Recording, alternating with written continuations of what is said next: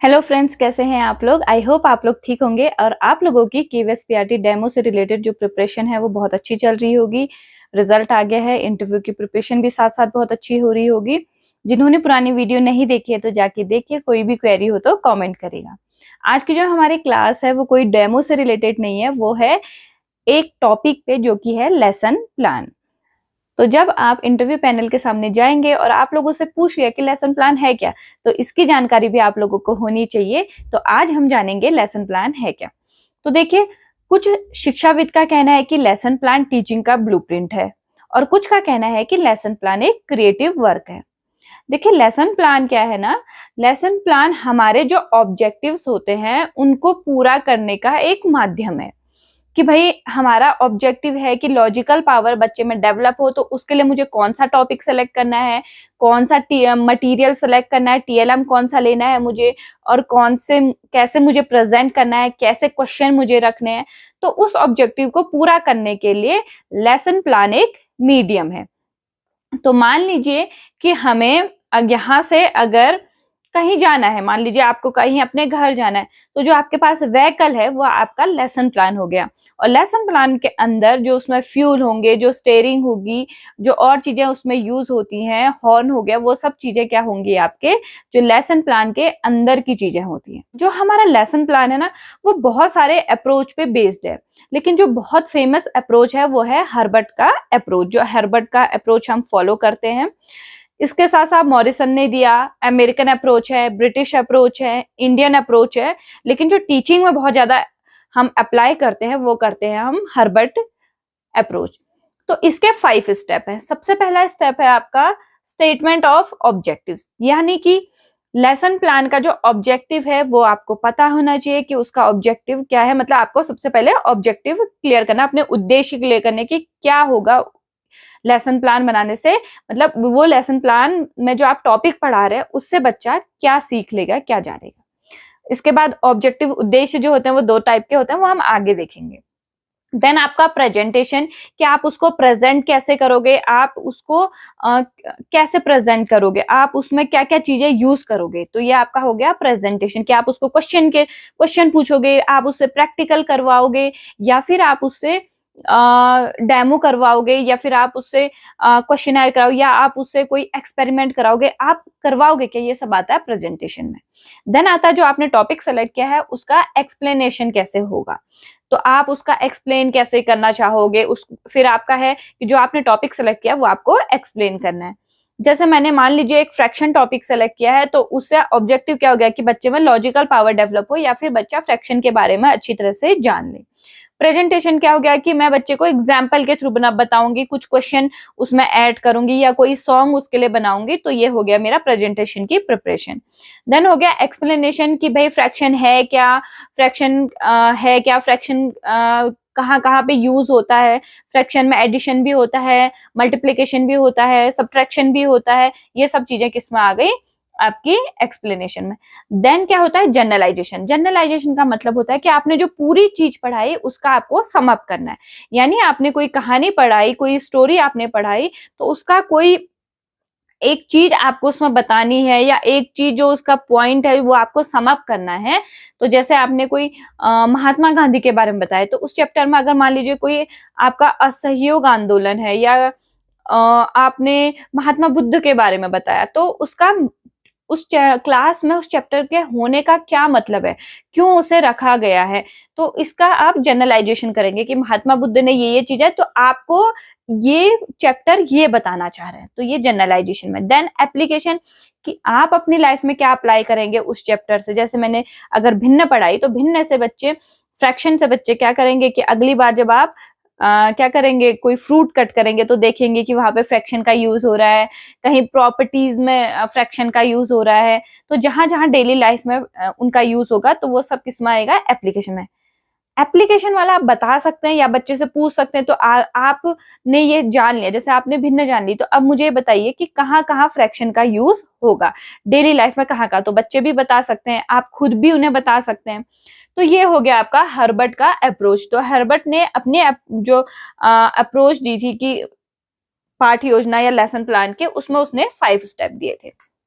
इसके बाद जो हर्बर्ट के ये 5 स्टेप है, तो जब हम लेसन प्लान बनाते हैं इसके अंदर इन 5 स्टेप को कंप्लीट करने के लिए कुछ छोटे छोटे और सब स्टेप होते हैं।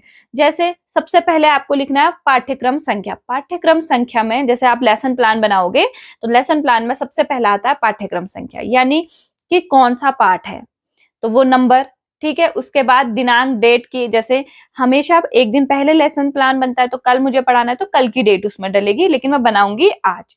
तो दिनांक हो गई, कक्षा किस क्लास के लिए, आप 3rd के लिए बना रहे हो, 4th के लिए बना रहे हो, 11th के लिए बना रहे हो, 12th के लिए बना रहे हो, कौन सी क्लास के लिए बना रहे हो तो क्लास आ जाएगा। देन सब्जेक्ट, कि आप किस सब्जेक्ट का लेसन प्लान बना रहे हो, हिंदी, इंग्लिश, मैथ्स, तो ये किस में आ जाएगा आपका 4th पॉइंट में आ जाएगा। देन आपका होता है कि अवधि या कालांश यानी टाइम पीरियड, कि आपकी जो क्लास है 30 मिनट की, 35 मिनट के, 40 मिनट के, 45 मिनट के, तो आपका लेसन प्लान भी उसी अकॉर्डिंग बनेगा, तो यहाँ पे वो टाइम आ जाएगा। उसके बाद होता है स्कूल का नाम। जैसे अगर आप वहाँ पे रेगुलर हैं तो आपको स्कूल का नाम मेंशन करने की जरूरत नहीं रहती है। आप जैसे अगर आप किसी को देना चाह रहे हैं, बताना चाह रहे हैं, तो आप स्कूल का नाम मेंशन कर सकते हैं। उसके बाद हो गया प्रकरण, कि भाई अगर आप क्लास में जा रहे हो तो आज आप कौन सा टॉपिक पढ़ा रहे हैं बच्चे को। ऐसा तो नहीं है ना पूरी बुक एक दिन में कंप्लीट हो जाती है, तो आप कौन सा टॉपिक पढ़ा रहे हैं तो प्रकरण लिखेंगे, उस डैश करके उस टॉपिक का नाम लिख देंगे। उसके बाद है देखिए सामान्य उद्देश्य और विशिष्ट उद्देश्य। तो सामान्य उद्देश्य क्या होते हैं ना, ये बड़े उद्देश्य होते हैं, ये एक दिन में पूरे नहीं होते हैं। जैसे कि मैथ्स पढ़ाने, अगर बच्चों के क्लास में मैथ सब्जेक्ट को ऐड किया गया है 6 to 12 तक, तो उससे क्या होगा, तो जो सामान्य उद्देश्य होंगे वो होंगे कि उससे लॉजिकल पावर डेवलप होगी। अब वो एक दिन में तो नहीं होगी, उसको डेवलप होने में 8 साल 10 साल लगेंगे। तो ये क्या हो गया, उस सब्जेक्ट के सामान्य उद्देश्य, बड़े उद्देश्य। उससे क्या होगा, उसमें डिसिप्लिन आएगा, एक दिन में तो नहीं आ सकता ना, तो डिसिप्लिन जब वो डेली प्रैक्टिस करेगा क्वेश्चन की तो एक तरह से डिसिप्लिन आ जाएगा, वो रूटीन में रहेगा। वो उसके बाद आपके उसमें क्या हो सकता है कि उसके अंदर जो गणना करने की कैलकुलेटिव पावर है वो ज्यादा हो जाएगी। और मैथ्स के उद्देश्य क्या हो गया कि वो बहुत प्रैक्टिकल हो जाएगा, वो चीजों को प्रैक्टिकली सोचेगा। तो ये सारे किस्म आ गए सामान्य उद्देश्य में, कि ये एक दिन में पूरे नहीं होते हैं। इसके लिए बच्चे को उस सब्जेक्ट को लगातार उसके सब्जेक्ट के टच में रहना चाहिए, तब ये सामान्य उद्देश्य कंप्लीट होंगे। लेकिन जो लेसन प्लान में इंपॉर्टेंट होते हैं वो हो गए विशिष्ट उद्देश्य, क्योंकि ये आपके उसी क्लास में उसी समय पूरे हो जाते हैं। जैसे 30 मिनट में, 40 मिनट में, 45 मिनट में ये उद्देश्य कंप्लीट हो जाने चाहिए। जैसे मैंने एक टॉपिक लिया, मान लीजिए मैं फ्रैक्शन का ही एग्जांपल दूंगी, तो मैंने एक टॉपिक लिया फ्रैक्शन।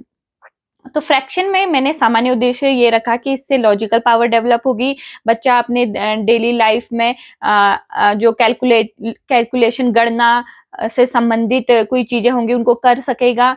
तो ये मेरे सामान्य उद्देश्य हो गए। विशिष्ट में मैंने रखा कि वह भिन्नों को जान पाएगा, वह भिन्नों का प्रयोग दैनिक जीवन में कर पाएगा, और वह भिन्नों के जोड़ घटाने को समझ पाएगा। तो ये क्या होगा, विशिष्ट उद्देश्य, जो कि मैं 30-40 मिनट की क्लास में कंप्लीट आराम से कर सकती हूँ। उसके बाद हो गई सहायक सामग्री, कि मैं जो टॉपिक पढ़ा रही हूँ उसके लिए मैं क्या क्या चीजें एक्स्ट्रा यूज कर रही हूँ। वो सहायक सामग्री में बोर्ड भी हो सकता है, उसमें आपका पीपीटी हो सकता है, प्रोजेक्टर हो सकता है, चार्ट हो सकता है, कोई टीएलएम हो सकता है, कोई एक्सपेरिमेंट हो सकता है, डेमो हो सकता है, कुछ भी वो सहायक सामग्री में आप ऐड कर सकते हैं। इवन क्वेश्चन आंसर भी हो सकते हैं।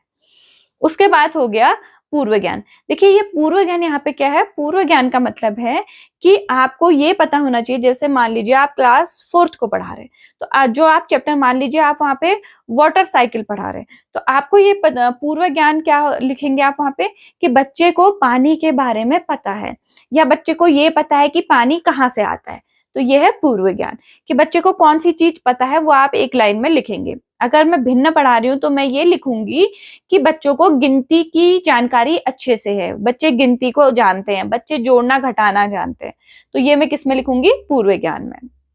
उसके बाद आ गई आपकी प्रस्तावना। प्रस्तावना में आपके क्या होंगे, प्रस्तावना में आपके क्वेश्चन होंगे जो कि बच्चे के प्रीवियस नॉलेज से रिलेटेड होंगे।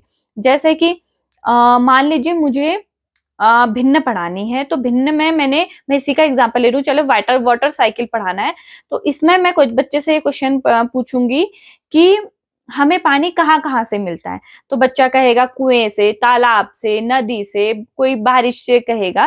तो ऐसे क्वेश्चन मैं इसमें रखूंगी। अगर जैसे मैं भिन्न पढ़ा रही हूँ तो उसमें कहूंगी कि मैं आपने जब रोटी के 2 हिस्से करे तो इस हिस्से को क्या कहते हैं, इस हिस्से को क्या कहते हैं, तो कहेगा आधा और इसको भी आधा। अगर मुझे एक सेब के हिस्से को बराबर बांटना है तो मैं कैसे बांटूंगी। तो ये क्वेश्चन किस में आएंगे, आपके प्रस्तावना में आएंगे, जो कि बच्चों के प्रीवियस नॉलेज से रिलेटेड होने चाहिए और इस प्रस्तावना के क्वेश्चन से आपका प्रकरण निकलना चाहिए। कभी भी आप टॉपिक क्लास में जाते ही नहीं बोलेंगे कि आज मैं आपको ये पढ़ा रही हूँ। आप जब प्रस्तावना के क्वेश्चन देंगे बच्चों को, उसके बाद जो आंसर निकलेगा तो लास्ट में आपका बच्चे से ही आंसर निकल जाना चाहिए, कि बच्चे कहेंगे कि मैम ये भिन्न से निकलेगा। अगर नहीं निकाल पा रहे हैं तो आप कोशिश करेंगे, अगर फिर भी नहीं हो रहा है तो आप कहेंगे कि आज हम पढ़ेंगे वाटर साइकिल या फिर भिन्न। जैसे बच्चे ने ये कह दिया कि मैम हमें ना बारिश से भी पानी मिलता है, ठीक है। तो उसके बाद मैं क्वेश्चन करूंगी कि आखिर बारिश होती कहाँ से, तो बच्चे कहेंगे बादलों से, आसमान से। बच्चे ने कहा आसमान से, तो आसमान में किन चीजों से बारिश होती है, तो वो कहेंगे बादल से। बादल में पानी कहाँ से आता है। अब अगर इसका आंसर बच्चे दे पा रहे हैं कि मैम पानी, कोई कोई बच्चा जानता है तो बच्चा कह देगा कि मैम पानी वापस ऊपर चला जाता है तो उससे होता है, तो आपका टॉपिक यहाँ पे निकल गया वाटर साइकिल, भले उसका नाम ना ले पा रहे हो। या बच्चे ने नहीं दिया, बच्चे ने कहा मैम नहीं पता, तो आप वहां पे कहेंगे कि आज हम पढ़ा रहे हैं वाटर साइकिल। तो इस तरह से पहले तो कोशिश करनी है कि बच्चों से ही आपका टॉपिक निकल जाए। अगर नहीं निकल रहा तो फिर आप बताएंगे कि आज आप कौन सा टॉपिक पढ़ा रहे हैं। उसके बाद हो गया उद्देश्य कथन। उद्देश्य कथन का मतलब यह है कि कौन सा एक उद्देश्य है जो आज आपकी क्लास में पूरा हो जाएगा। जैसे आप वाटर साइकिल पढ़ा रहे हैं तो इससे बच्चे वाष्पीकरण को जान लेंगे, सब्लिमेशन, इवेपोरेशन, सब्लिमेशन के बारे में जान लेंगे, तो ये आपका उद्देश्य कथन में आ जाएगा, जो एक स्पेसिफाई। ये वाले अलग हो गए, विशिष्ट उद्देश्य, सामान्य। ये उद्देश्य कथन जो एक आपका कंप्लीट हो रहा है उससे, जो मेन उद्देश्य है। उसके बाद हो गया आपका प्रस्तुतिकरण। प्रस्तुतिकरण मतलब कि आप व्याख्या क्या कर रहे हैं। अगर वाटर साइकिल पढ़ाना है तो वाटर साइकिल के बारे में आप जो चीजें बताएंगे वो आपके लेसन प्लान में होना चाहिए, कि वाटर साइकिल इसे कहते हैं, इवेपोरेशन और सब्लिमेशन ऐसे ऐसे होता है। तो ये सारा किस में आ जाएगा, प्रस्तुतिकरण में आ जाएगा। देन उसके बाद आपके आया बोध प्रश्न, कि जो आपने पढ़ा दिया ना उससे रिलेटेड आप प्रश्न पूछेंगे, कि जैसे आपने वाटर साइकिल, तो बताइए इवेपोरेशन क्या है, बताइए सब्लिमेशन क्या है, और जो बादल हैं, जो क्लाउड्स हैं, उनसे जो वाटर जब आता है, या बादल किस किस फॉर्म में वाटर को रिलीज करते हैं, तो वो हेल के फॉर्म में करते हैं, वो वाटर के फॉर्म में करते हैं, वो स्नो के फॉर्म में करते हैं। तो ये किस में आ गया, आपके बोध प्रश्न में आ गया। देन आपका शामपट सारांश। आप शामपट में लिखेंगे क्या, यानी ब्लैक बोर्ड या व्हाइट बोर्ड में आप क्या लिखेंगे। मान लीजिए आपने लिखा वाटर साइकिल किसे कहते हैं, एक परिभाषा लिखी, तो वो भी आप मेंशन करेंगे लेसन प्लान में। वाटर साइकिल का डायग्राम मेंशन करेंगे। तो जो आप ब्लैक बोर्ड में या व्हाइट बोर्ड में लिखेंगे वो सारा आपके लेसन प्लान में भी लिखा हुआ होना चाहिए। उसके बाद हो गया पुनरावृत्ति, यानी जो आपने पढ़ा दिया, जैसे आपने प्रस्तुतिकरण में जो वाटर साइकिल के बारे में पढ़ा दिया, तो एक बार पूरा सम अप करके छोटा सा उनको बता देंगे कि ये इवेपोरेशन है, ये सब्लिमेशन है, ये क्लाउड है, और यहाँ से पानी आता है, तो ये वाटर आता है। ये सारी चीजें आप किसमें बताएंगे, पुनरावृत्ति में, मतलब एक बार रिविजन करा देंगे जो आपने पढ़ाया है। देन आपका लास्ट होमवर्क, कि बच्चे को आप घर के लिए क्या देना चाह रहे हैं। आप देना चाह रहे हैं कि आप वाटर साइकिल का डायग्राम बना के लाएं, या कि आप देना चाह रहे हैं कि आप वाटर साइकिल की डेफिनेशन लर्न करके लाएं, इवेपोरेशन की डेफिनेशन लर्न करके लाएं। तो ये आपका किस्म हो जाएगा गृह कार्य में। तो ये थे हमारे लेसन प्लान के स्टेप। तो लेसन प्लान के जो ये स्टेप हैं, ये हर लेसन प्लान में जब आप बनाते हैं तो उसमें ये सारे स्टेप मेंशन होते ही होते हैं। अब देखिए कि होता क्या है कि जब हम लेसन प्लान बनाते हैं तो कुछ इसके बेनिफिट्स हैं और कुछ इसके क्या है, डिमेरिट है। तो क्या है इसकी मेरिट और डिमेरिट, उसको जानते हैं। तो देखिए जब हम लेसन प्लान बनाते हैं तो इसके मेरिट की हम पहले बात करते हैं। तो मेरिट में क्या होता है कि ये इस लेसन प्लान बनाने से टीचिंग जो होती है वो इजी हो जाती है। आपको क्लास में जाके ये नहीं होता, अच्छा आज मुझे क्या पढ़ाना है, अरे अच्छा इसको कैसे पढ़ाऊं, अरे बच्चा नहीं समझ रहा। तो आप पहले से प्रिपेयर होते हैं, तो यानी टीचिंग इजी हो जाती है। दूसरा, टीचर को सोचने के लिए विवश करता है, कि भाई पहले दिन आप सोचोगे, आखिरकार ढूंढोगे कि क्या पढ़ाना है, कैसे पढ़ाना है। आप नए नए टीएलएम ढूंढोगे कि मैं अच्छा इस तरह से पढ़ाऊं या उस तरह से पढ़ाऊं। उसके बाद आपके क्वेश्चन की क्वालिटी अच्छी हो जाती है। उसके बाद जो आपके ऑब्जेक्टिव हैं वो फुलफिल हो जाते हैं। जब आप लेसन प्लान बनाते हो, तो अगर आप हर टॉपिक के हिसाब से लेसन प्लान बनाते जा रहे हो तो आपके ऑब्जेक्टिव क्या होंगे, कंप्लीट होंगे। और दूसरा कि जो आपका कोर्स होता है वो टाइम पे कंप्लीट हो जाता है, एक डिसिप्लिन बना रहता है।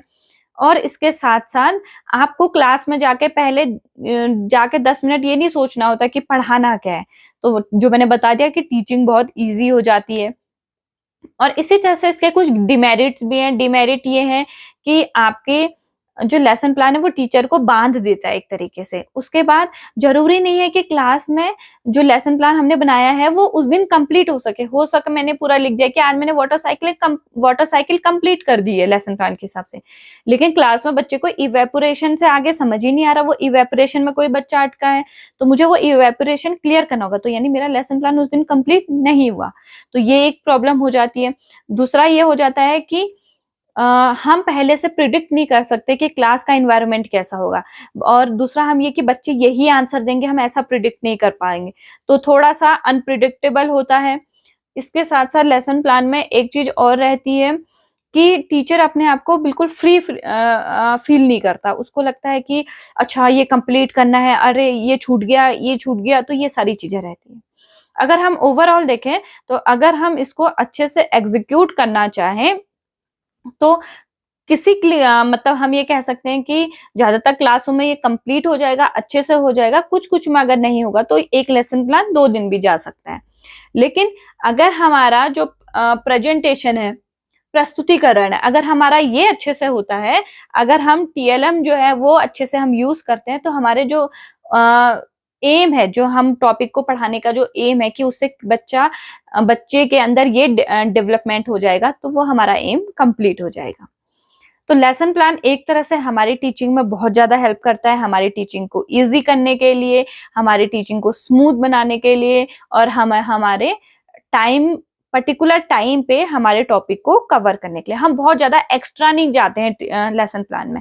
अगर हमें पता है कि मुझे वाटर साइकिल पढ़ाना है तो मैं बहुत ज्यादा एक्स्ट्रा एग्जाम्पल नहीं लूंगी, मैं बिल्कुल जिससे बच्चा समझ भी जाएगा और टू द पॉइंट एग्जाम्पल लूंगी। तो ये था हमारा लेसन प्लान। लेसन प्लान के बारे में जो मैंने आपको इसके अंदर इसके अंदर के जितने पार्ट है ये, और उसके अंदर जो सब पार्ट है ये भी मैंने आपको बताए। अगर इससे रिलेटेड कोई भी क्वेरी हो, कुछ भी हो, तो कमेंट करेगा। बाकी सिंपल सी बात, मेहनत करते रहिए, सफलता तो मिलनी ही है।